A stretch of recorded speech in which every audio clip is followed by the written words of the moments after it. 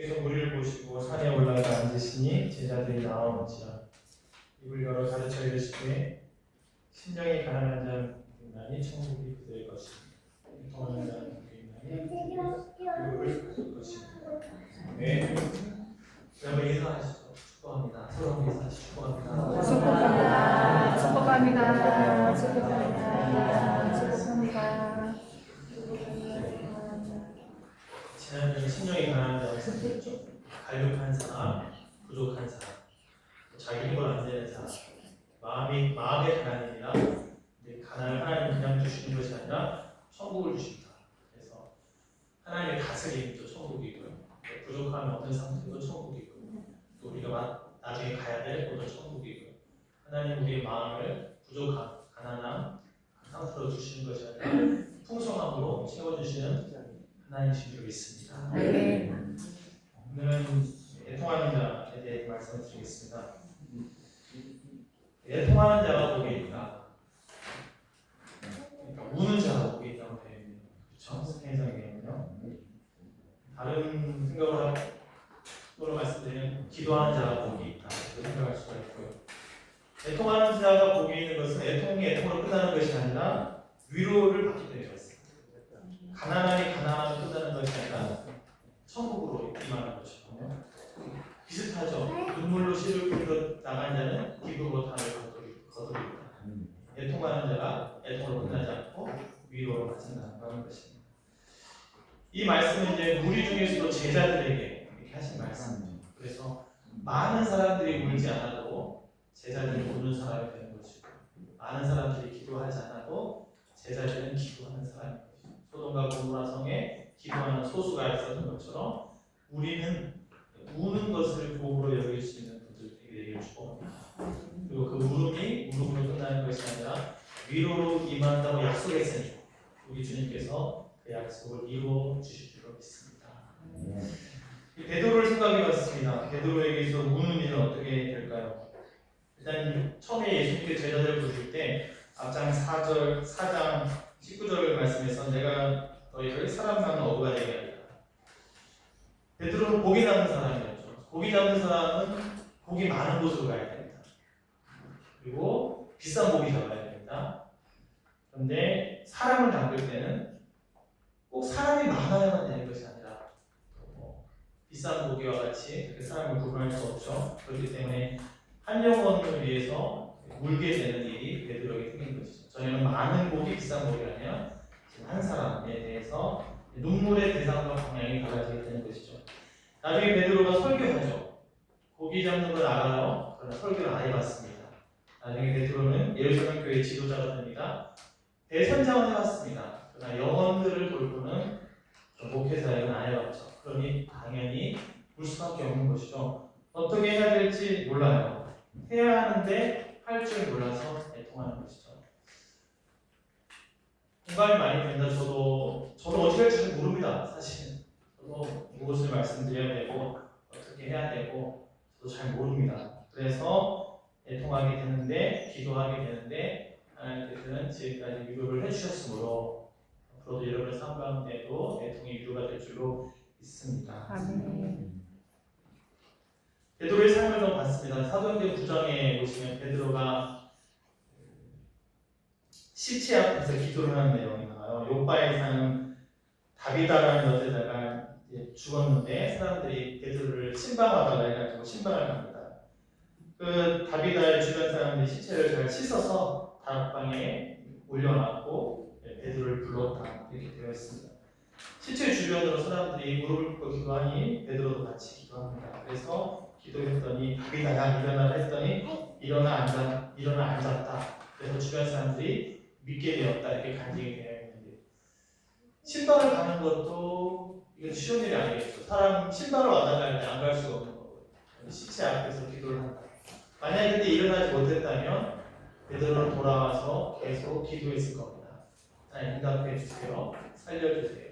애통함이 베드로에게 있게 되는 것입니다. 저는 실제를 2번 봤습니다. 마지막 말씀. 실제를 만지고 싶지 않았지만 마음은 만질 수밖에 없었습니다. 주변에 사람이 있었기 때문에 누군가는 그를 몸 맵시를 바르게 해야 되는 그런 상황이거든요. 근데 그런 상황도 이제 영혼 구원이라든지 또 하나님 나에게 주신 일이라고 한다면 애통함으로 감당해야 되는 일이라고 생각합니다. 영혼 구원을 위해서 눈물을 흘릴 수 있어야 된다고 하는 것이죠. 또 베드로는 우리가 잘 아는 것처럼 예수님을 부인했었잖아요. 주는 그리스도죠, 살아계신 하나님의 아들이라고 고백했었지만 예수님을 부인했었죠. 그런 자신에게 이제 다시 양떼를 맡겨주신, 목양을 하라고 맡겨주신 것도 베드로에게는 울 수 있는 내용이죠. 애통할 수 있는. 내가 왜 그랬을까?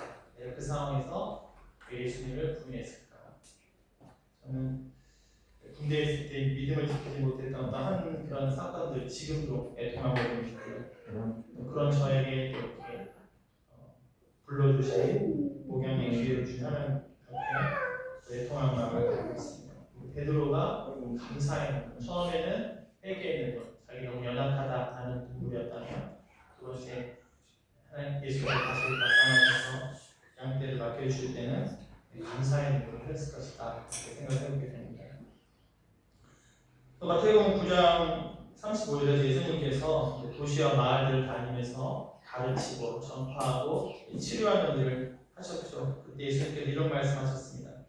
무리를 보시고 불쌍히 여겨 양이 없이 다니는 목자 없이 있는 양들을 보시고 불쌍히 여긴다. 이런 내용도 통할 수 있는 부분이죠.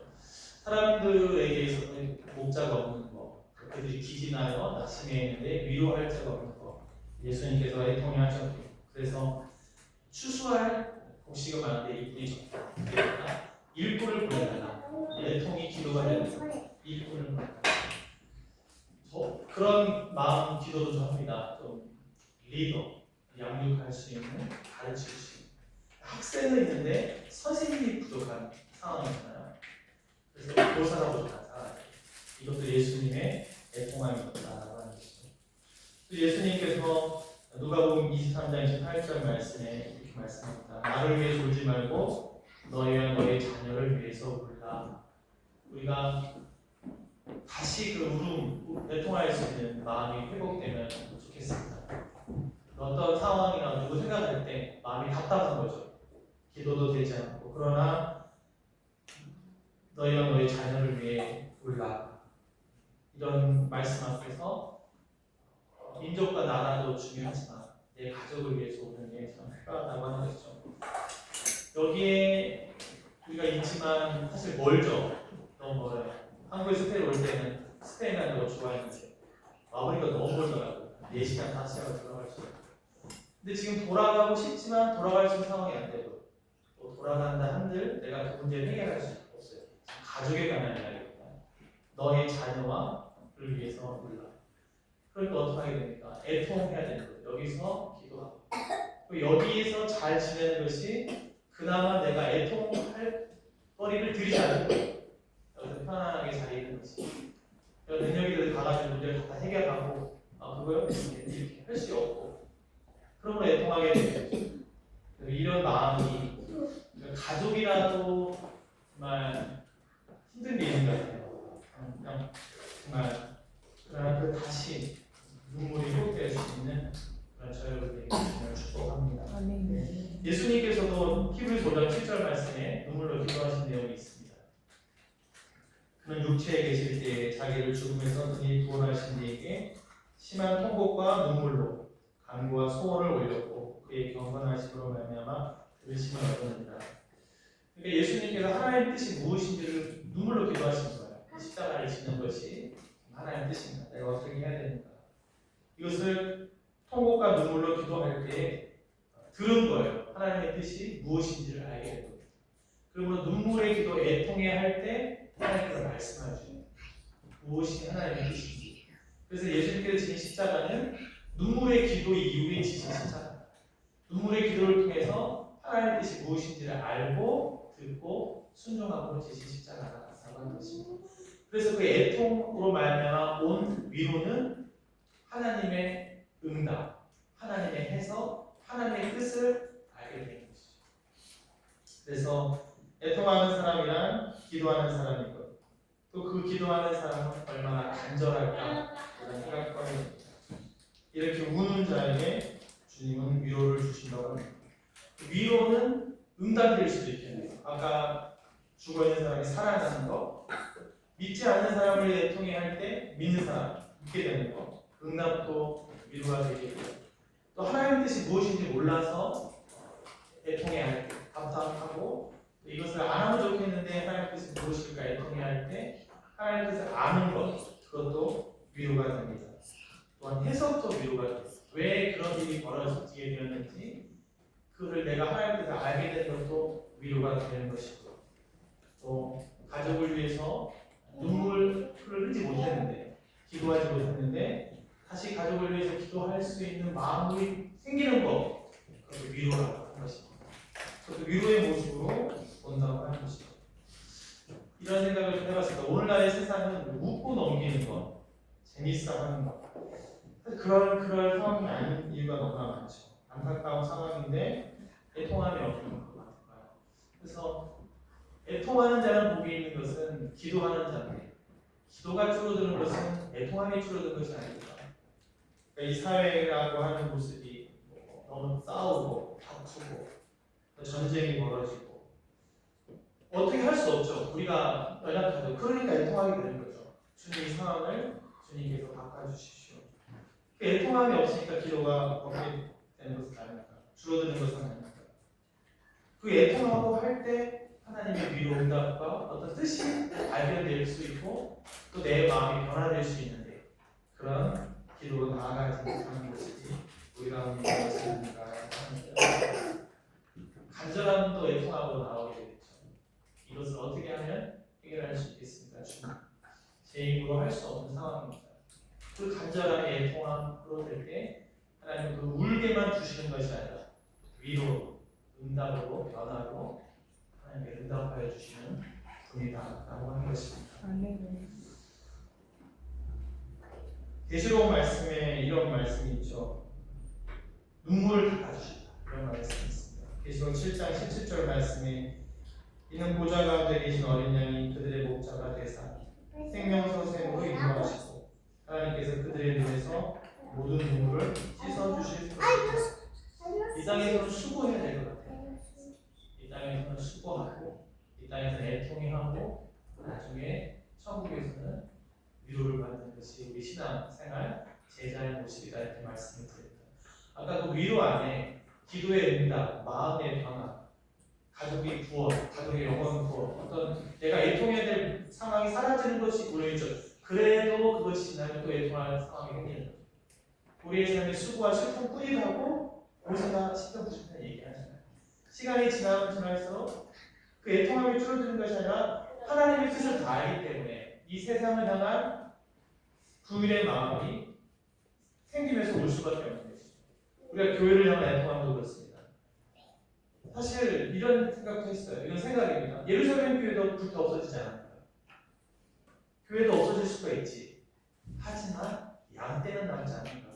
건물이 불타 없어진 거고 건물이 전수가 되고 불의 화재로 홍수로 한국에서 그렇게 잠기게 된 거지. 양떼는 남아있잖아요. 그럼 그 사람들을 향한 목자, 돌봄 이것들은 천재지변과 사회 변화 속에서 얼마나 계속 반복된다고 합니다. 전쟁 가운데 교회들 핍박을 받죠. 믿기 때문에 우리 마음 가운데 원수 사랑하라고 하는 예수님 말씀, 그런 또 오리를 가자고 심리를 가자는 말씀이 생각의 나무로 제사니까 거기서 또 애통하는 일들이 생기고 맞서서 싸우지 못하는 거죠. 그 애통함이 계속 되는 거예요. 제자로 따라가면 따라갈수록 예수님의 모습이 십자가로 맞췄기 때문에 우리는 애통함이 깊어지는 것이죠. 그래서 소돔과 고모라에는 의인이 이것밖에 없단 말인가? 그 애통함이 계속 되는 거예요. 그러므로 완전히 눈물이 멈춰지고 사라지는 것은 저 천국밖에 없다고 믿습니다. 이 땅에서는 우는 사람들이 제자이고 우는 분들이 교회 성도님들이고 우는 분들이 나라를 사랑하는 분들이고 우는 분들이 교회를 사랑하는 분들이고 우는 분들이 다음 세대를 사랑해야 되는 분들이죠. 왜요? 못합니다. 우리 아이들이 크고 있어요. 저 방이 점점 작아지고 있습니다. 애들이 작을 때 저 방이 안 작았어요. 근데 애들이 점점 커 보니까 처방이 작아지고 있어요. 애들 책상도 바꿔줘야 되는 거 아니에요? 의자도 바꿔줘야 되는 거 아니에요? 그런데요, 애통하게 되는 것이죠. 거기에 하나님의 위로하심이 있기를 바라는 마음으로, 믿는 마음으로 우는 것입니다. 그리고 하나님은 웃고 싶어 교회 왔지만 주님도 따라가다 보고 말씀을 가까이 하다 보면 울게 되는 것이죠. 그런데 그 울음이 울음으로 끝나는 것이 아니라 위로로 온다고 합니다. 그래서 우리가 우는 범위가 넓어질 수 있기를 주님 축복합니다. 처음에 나 자신, 나의 연약함, 감사의 차원이었다면 점점 범위가 옆 사람, 다른 사람, 다른 나라, 우리나라, 스페인을 위해서 누군가를 위해서 울어주시고 그런 범위가 점점 넓어지십니다. 그 말은 또 어떤 말입니까? 기도의 범위가 넓어지고 대상이 넓어지고 양이 많아지고 우리가 다음 세대 생각하면 너무 안타깝잖아요. 우리 계속 방송에 나오잖아요. 그 보이스피싱 젊은 청년들 군대도 갔다 오고 그 나라 갈 때는 수갑 차고 가지 않았겠죠. 여행 가면 되고 갔는데 돌아올 때 저렇게 방송 나오면서 너무나 안타까운 거죠. 그 청년들이 지극히 평범한 청년이라고 합니다. 지극히 평범 아르바이트하고 부모님에게 부담 주고 싶지 않아서 등록금 마련하기 위해서 수고하는. 그러나 속이는 자가 있는 거예요. 악한 사탄과 같은 우리를 공격하는 세력이 있는 거예요. 에덴 동산의 멤버가 혹은 먹을 주다고 탐스럽게 한 것이 있어서 그 젊은 청년들을 순진한 청년들을 유혹하는 상황이 벌어지고 그것이 우리에게는 제자들에게는 교회에는 대통함이 되는 것이죠. 그래서 교회는 만민을 위해 기도할 수밖에 없는 거예요. 대통함이 커지기 때문에 그렇습니다. 내가 어떻게 해줄 수도 없고 내가 간다고 해결할 수도 없고 그렇지만 안타까움에 기도를 하게 됩니다. 우리가 그런 애통할 수 있는 그런 주님을 따를 수 있는 여러분 되기를 바라고 그 애통의 끝에 주님의 위로하심을 경험하는 또 한번 감사할 수 있는 저 여러분에게 주님으로 축복합니다. 이 시간은 기도하겠습니다. 기도하실 때 예수님 우리를 위해 십자가지기 위해서 크게 눈물과 통곡으로 기도하셨습니다. 우리도 누군가를 위해서 가족을 위해서 애통할 수 있는 마음을 주님께 바라고 주님 한 번으로 기도하겠습니다.